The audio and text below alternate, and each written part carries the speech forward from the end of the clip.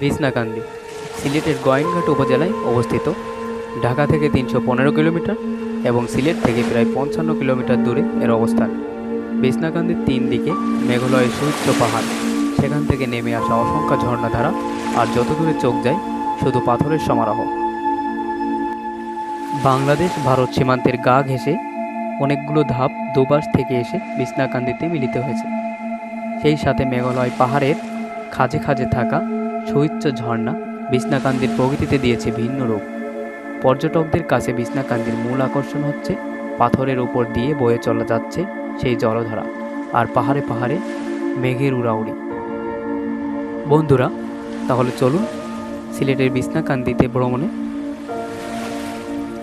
প্রথম দেখায় আপনার মনে হবে এ যেন এক পাথরের বিছনা, আর স্বচ্ছ পানিতে গা হেলিয়ে দিতেই যেন মানসিক প্রশান্তি পাবেন। এই প্রশান্তি আপনাকে বিছনাকান্দি টেনে নিয়ে যাবে বারবার। এই বিছনাকান্দি যে কোনো সময় আপনি ভ্রমণ করতে পারবেন, তবে বর্ষাকালে বিছনাকান্দি ভ্রমণের জন্য আদর্শ সময়। চারদিকে প্রচুর পানি প্রবাহ থাকার কারণে এ সময় বিছনাকান্দির প্রকৃতির সৌন্দর্য দেখতে পাওয়া যায় আসল রূপে। বছরে অন্য সময় এখানে পাথরের উত্তোলনের কারণে ভ্রমণের ক্ষেত্রে সাময়িক অসুবিধা সৃষ্টি হয়, কিন্তু আপনি যদি বর্ষাকালে আসেন অবশ্যই আপনি সম্পূর্ণ তৃপ্তি অনুভব করতে পারবেন।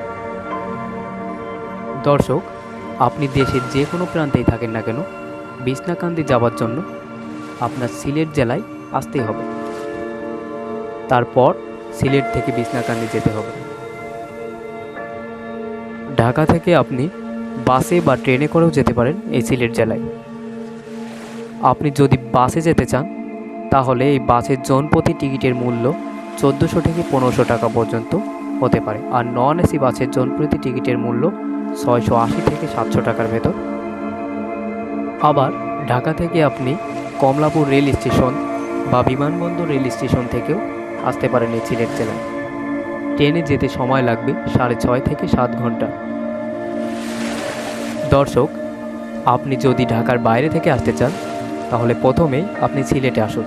মাথায় রাখবেন, আপনি যে জেলা থেকেই আসেন না কেন আপনাকে অবশ্যই সিলেটে আসতে হবে, এবং যখনই রওনা দেবেন রাতে রওনা দেবেন, যাতে অনেক ভোরে এই সিলেট জেলায় পৌঁছাতে পারেন। ঢাকা বা অন্য দূরের শহর থেকে আসলেও আগের দিন রাতে রওনা হয়ে যাবেন, যাতে অনেক সকালে বা অনেক ভোরে পৌঁছে যেতে পারেন এই সিলেট জেলায়।